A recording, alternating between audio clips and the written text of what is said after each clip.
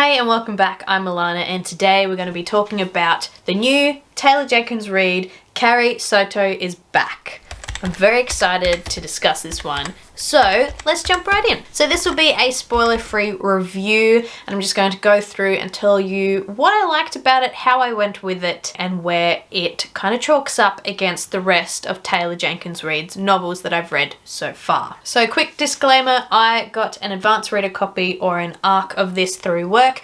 Very grateful to have had a chance to read this one early because it does get released on the 30th of August. So just to tell you a little bit about the book if you weren't already aware, this is a standalone novel, and Taylor Jenkins Reid, she does this thing where she has her world and she sets her characters in it, and one character could be mentioned in another book, which is the case in this one, and then they could go on and get their own story and their own book. So the character of Carrie was originally briefly mentioned in Malibu Rising, which is Jenkins Reid's previous release to this one, and when you see her in this one, it's not in such a great light. She's only in there for a little bit. She's having a little bit of a crisis moment, but again, it's not her story in Malibu Rising, but I'm very glad that she got her own story in Carrie Soto is Back, because this is a character that I feel like we don't get to see a whole lot, and I'm really glad this was written. So in this one, we follow Carrie, who is a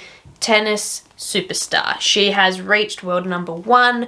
She's held it for years. She's broken all these different barriers and set different records, but this picks up as she's deciding whether to come back to tennis or not. She's 37 years old. She's already been retired for, I think it was 5 years, and it's her deciding if she wants to come back and defend her Grand Slam titles, because her record is about to be broken. Along the way, there is a little bit of a romance in there. There is also different relationships within family and things like that. And as usual with a Jenkins Reid novel, there is of course a gut punch somewhere along the way, which I think is why I really enjoy reading her work, because I know that it's going to make me feel all the emotions, and this did just that. So the reasons why I love this one so much were, number one, the characters. I loved reading from Carrie's point of view because this is a character who knows she's good, and she is unapologetic about that. She works hard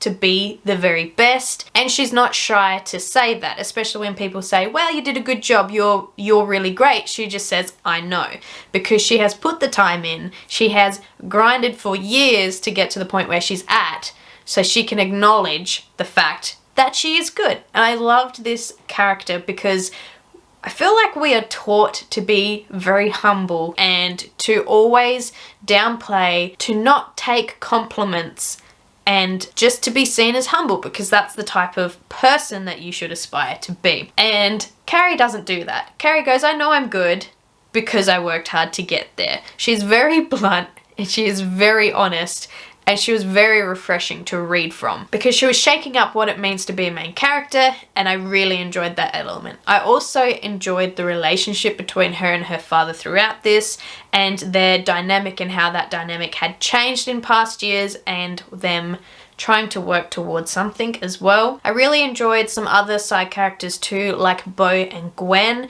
Their position within the story felt very, very grounded, and they held immense value towards the storyline. So as a whole, the characters in this just really worked together, and it felt like a real dynamic. This is something that Taylor Jenkins Reid does really well, is she builds characters, she builds their families and their relationships, and they feel like real people. I also enjoyed how this book was told. So you have regular chapters, and then you have inserts from press who are commentating on the fact that Carrie is back. So you have transcripts throughout of different people discussing, how's it gonna go, and the nickname that they gave her, which wasn't very kind because of her characteristics of being more of a ball breaker type. She's nicknamed the Battle Axe, and I just love seeing this commentary alongside of seeing things from her point of view as she's experiencing them.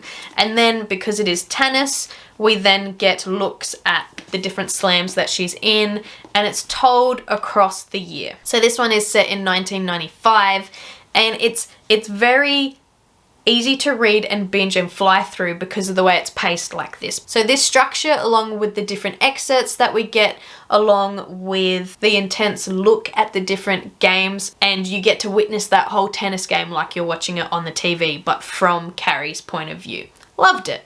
Thought that was done really well. The fame aspect also played into this as well. This is another thing that the author seems to do really well. She seems to like to write stories that are kind of historical set, but not too far ago, but enough that it's not today or even within this decade or century. And she writes fame really well. She makes it so that these people seem familiar, much like in The Seven Husbands of Evelyn Hugo.